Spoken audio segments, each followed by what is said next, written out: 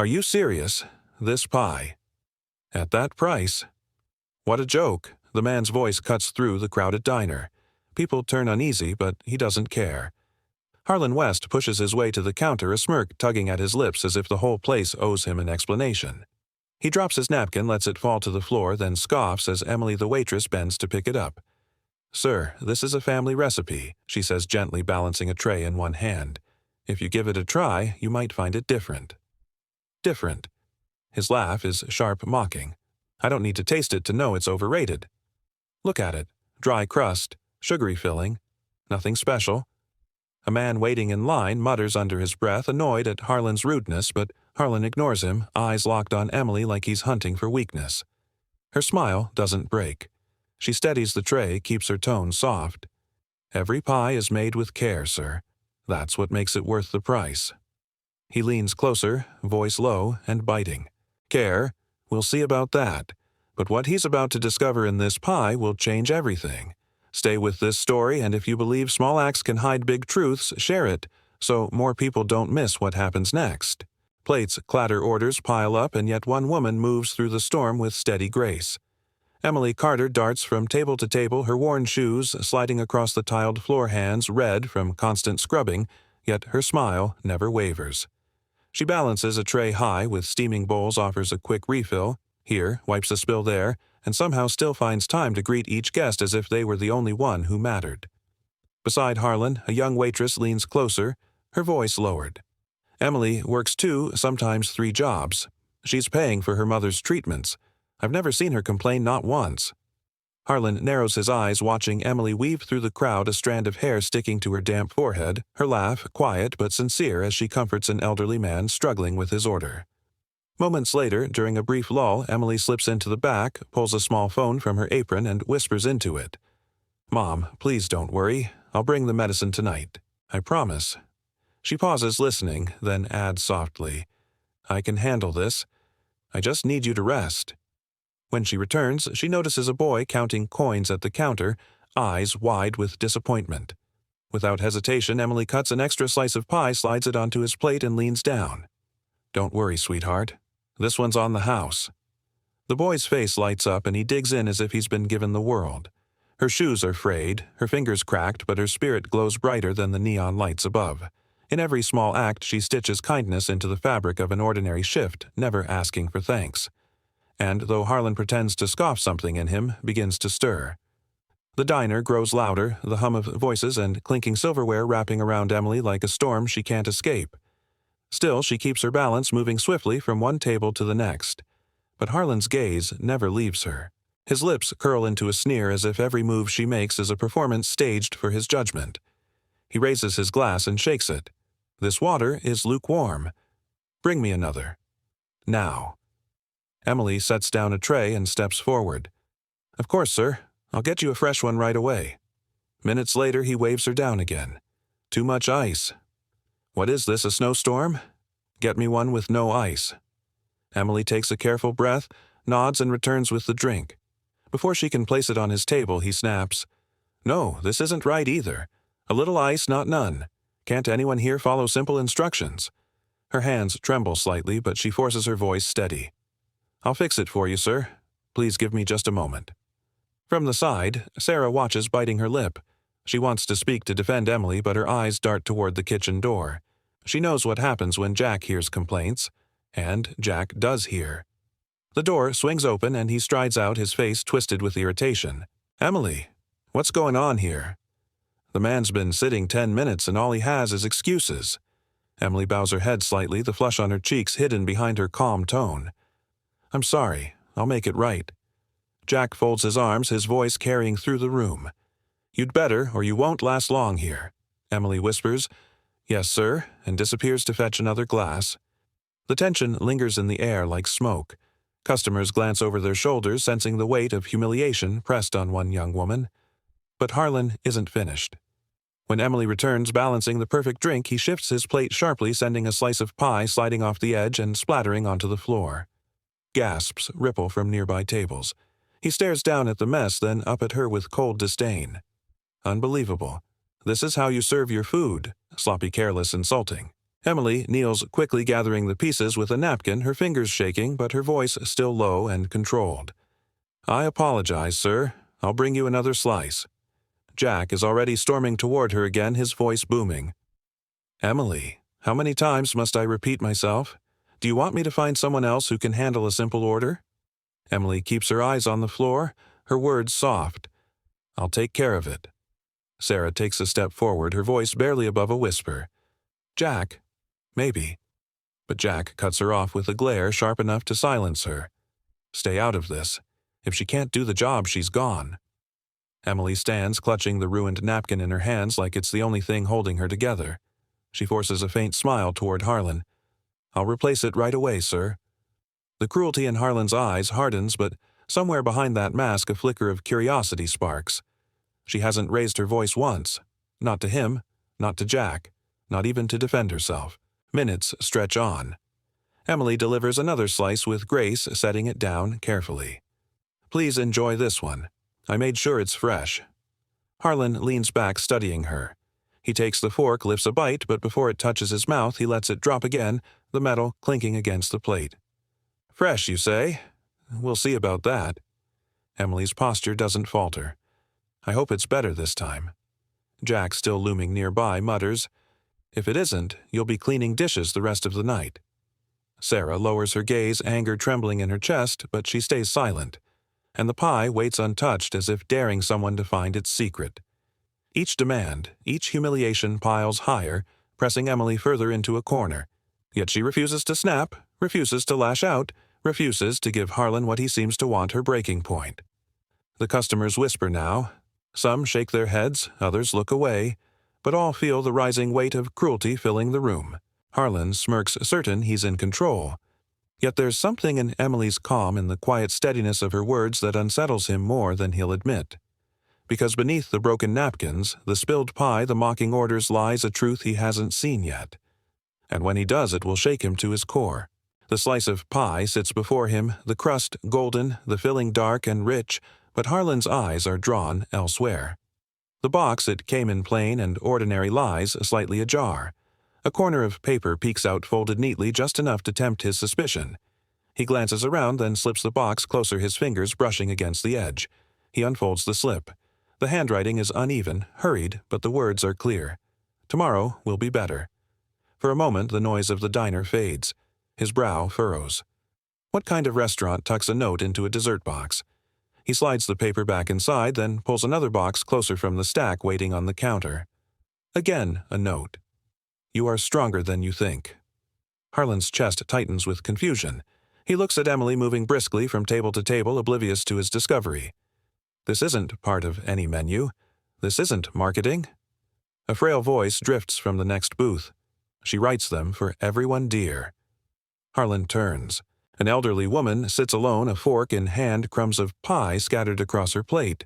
Her eyes shine behind thin glasses. "I've been coming here every week since my husband passed. It's the notes. They remind me I'm not alone."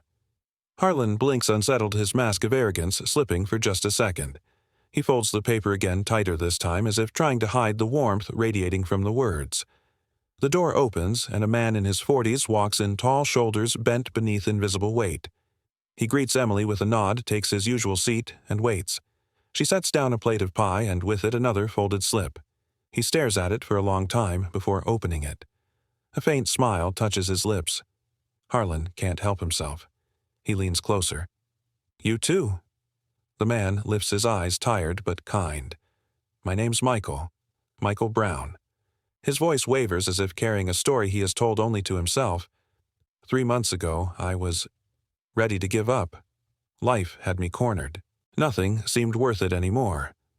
I ordered pie that night, just something to fill the silence. Inside the box was a note. It said, "You are worth more than your mistakes." Michael's hands shake slightly. He presses them flat on the table. I don't know why, but those words stopped me. They made me pause. They made me breathe. And that pause was enough to carry me through the night. I came back the next day, and the next, and every time there was another note waiting. Little reminders that maybe life wasn't done with me yet. His voice drops to a whisper. "She saved me.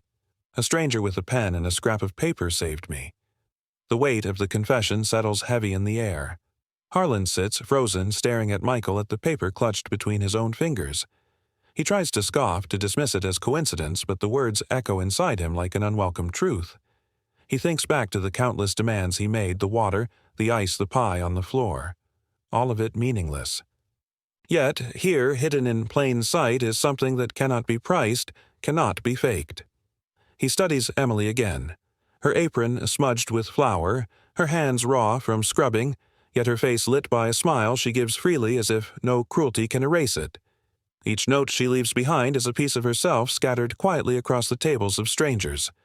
For the first time all evening, Harlan's chest feels tight, not from anger, but from something deeper, something he doesn't want to name. He squeezes the paper in his hand, the words pressing against his palm like a brand. Tomorrow will be better. A paradox forms in his mind, sharp and undeniable. A simple pie, no different from any other, has made grown men cry, has pulled souls back from the edge. No sugar, no spice, just ink on paper, and yet it carries more power than any recipe in his chain of restaurants. Harlan leans back slowly, the arrogance draining from his expression. His voice for once does not rise above the clatter of dishes. He mutters only to himself a confession no one else hears. A few words, and they saved a life. The truth unsettles him, but he cannot look away, because deep inside he knows this discovery has only just begun. The room grows tense as Jack storms out from behind the counter, his steps heavy, his voice already sharp. "Emily, enough is enough. This man has been waiting, complaining, and what do you give him?" "Excuses." His words cut through the diner like a blade. Emily steadies her hands, her voice even but quiet. "I only want him to be satisfied, sir. I'm doing my best." Jack sneers loud enough for every customer to hear. "Your best isn't good enough. If he complains one more time, you're finished." Murmurs ripple through the tables. Sarah, standing near the register, trembles. Her eyes well with tears as she whispers, "Please, Jack, don't talk to her like that. She's carrying this whole shift." Jack whirls on her, his glare fierce. "Stay out of this. You're just a trainee. And you," he jabs a finger at Emily, "you don't have the right to answer back. You're a server, nothing more." Emily swallows hard, the flush rising in her cheeks, but her tone stays soft. "I just want the customers to be happy." "Then keep your mouth shut and do as you're told." Jack snaps, his voice echoing off the walls. A few guests shake their heads in disapproval, others avert their eyes, uncomfortable with the scene unfolding. Harlan watches closely, arms crossed, his expression unreadable. The arrogance on his face is still there, but underneath something stirs. Emily turns away, holding the tray tightly, and disappears into the back. The moment she's out of sight, her shoulders sag. She enters the small staff room, the noise of the diner muffled behind the door. Alone at last, she sinks onto a worn bench, pulls a crumpled photograph from her pocket, and presses it to her chest. The picture is of her mother smiling weakly from a hospital bed. Emily's eyes blur as she whispers, "I'm trying, Mom. I swear I'm trying." Her tears fall freely now, silent at first, then shaking sobs that she buries against the photo. For a few minutes, the strength she shows to the world crumbles, leaving only the daughter who is terrified of failing the one person who depends on her. She wipes her face with the back of her sleeve, draws in a deep breath, and forces herself upright. Staring at the photo one last time, her fingers trembling, she whispers, "I'll make it through this. For you." She tucks the picture carefully back into her pocket, straightens her apron, and smooths her hair. By the time she opens the door, the tears are gone, replaced once again by that fragile but determined smile. She steps back onto the floor as if nothing had happened, carrying trays, refilling glasses, thanking customers with the same warmth she always has. Sarah watches her return, eyes wide with admiration and guilt. She leans toward Harlan and whispers, "Do you see?" She endures this every day, always calm, always silent, always carrying more than anyone should.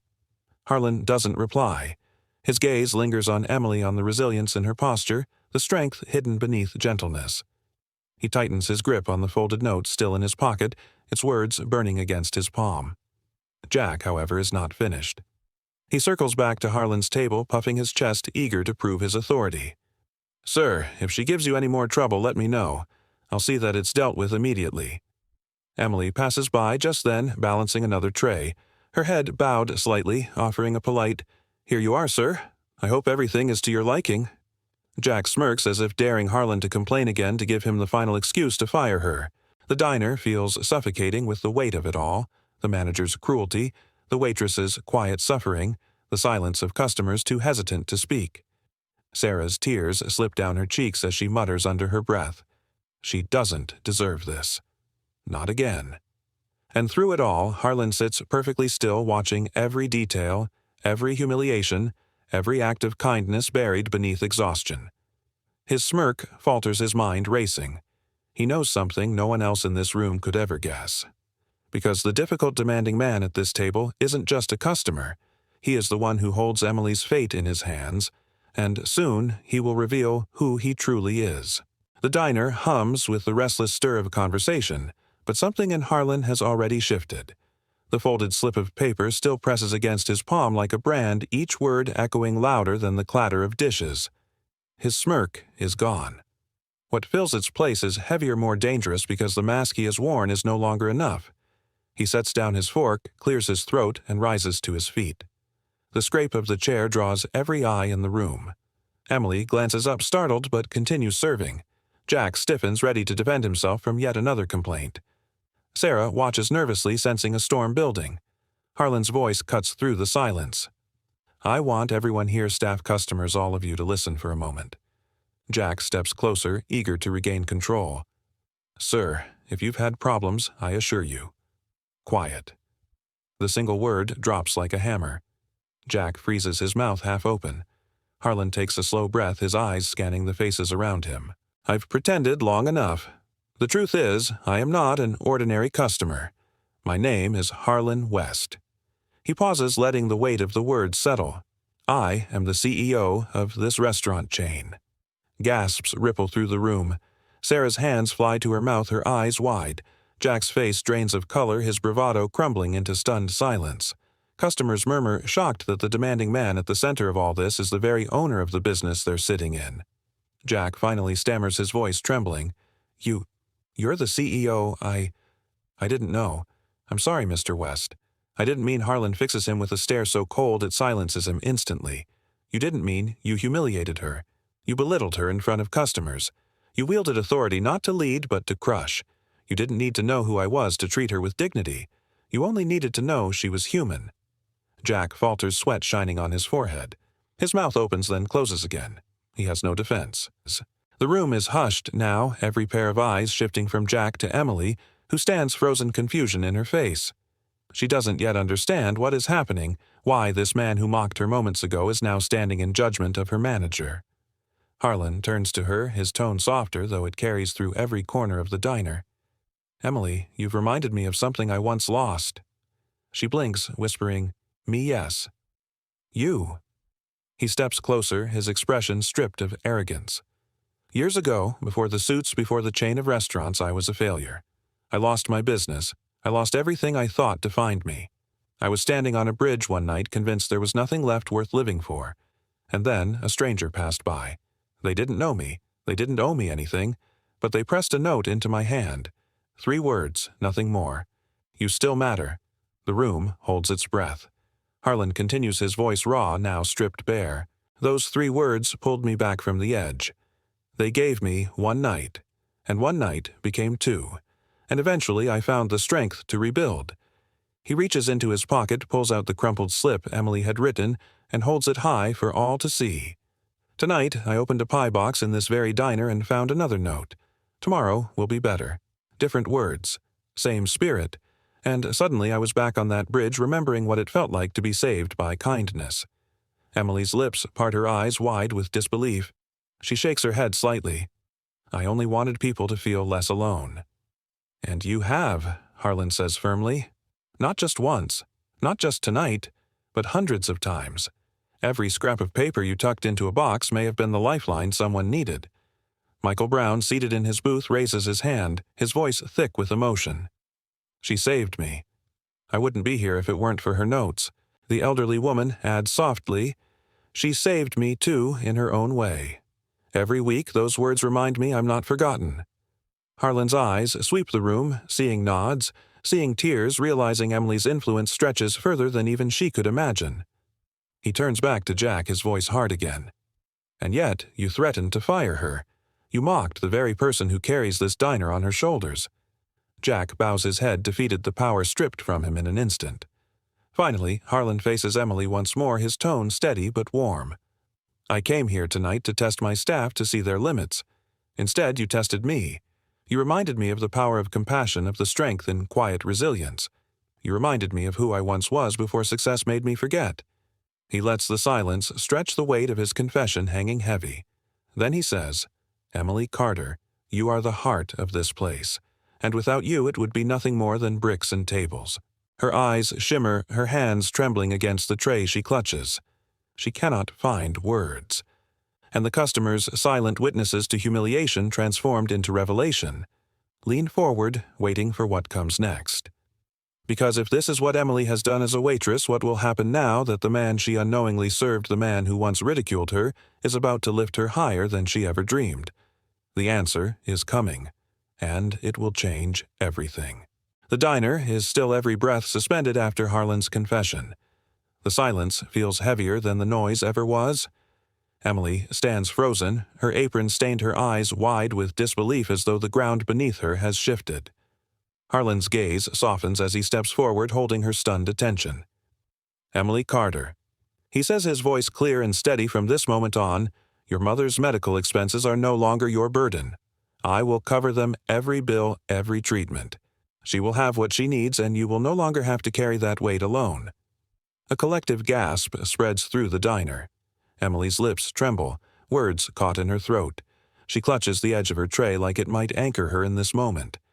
Finally, in a whisper that quivers with disbelief, she manages, I don't understand. Why would you do that for me?" Harlan's eyes glisten, not with arrogance but with sincerity carved deep by memory. "Because you've given so much more. You have carried hope into this place, tucked it into boxes, slipped it across tables, handed it to strangers who needed it most. You reminded me of a truth I once forgot, that the smallest kindness can change the course of a life. Tonight, you reminded me again, and I will not let that go unanswered." Tears stream freely down Emily's cheeks now. She shakes her head, pressing her hands against her chest. "I only wanted people to feel cared for. That's all I ever wanted." Harlan smiles gently. "And that," he says, "is the very ingredient we've been missing. The secret ingredient isn't in flour or sugar. It isn't written in cookbooks or measured by spoons. It lives in the heart. And you, Emily, have poured it into every slice, every note, every gesture." He straightens, turning to the crowd of employees and customers who hang on his words. "From this day forward, Emily Carter is no longer just a waitress. She will become our training manager, responsible for teaching this secret ingredient across every restaurant in this chain. Because without her spirit, without her example, all we serve is food. With her spirit, we serve something far greater." The room erupts with applause. Sarah rushes forward, tears shining, and throws her arms around Emily. "I knew it," she whispers. "I knew you were extraordinary." Emily holds her tightly, overwhelmed, her sobs muffled against Sarah's shoulder. Harlan's eyes shift to Jack, whose face is pale with shame. "And as for you," he says, his tone hardening, "leadership is not measured by volume or threats. You will reflect on your actions and decide if you can change. If you cannot, there will be no place for you here. Authority exists to lift others, not to break them."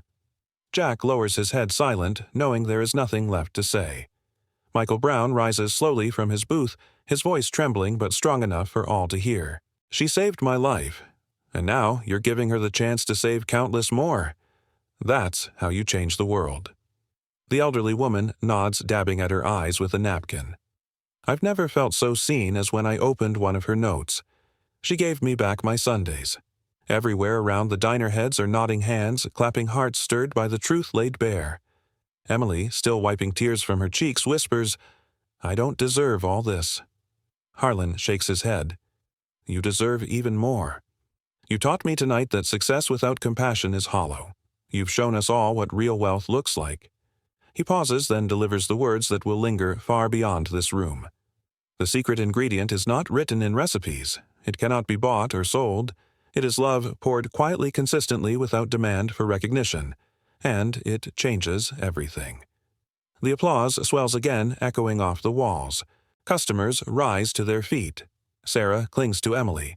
Michael bows his head in gratitude, and even those who entered as strangers feel bound by a shared revelation. Harlan looks around the room, his expression solemn but hopeful. If you believe, as I do now, that one small act of kindness can change the course of the world, don't keep it to yourself. Share it. Carry it forward. And if you have ever received such an act, if a moment of unexpected grace has touched you, then tell us. Leave a message that says, "Me too."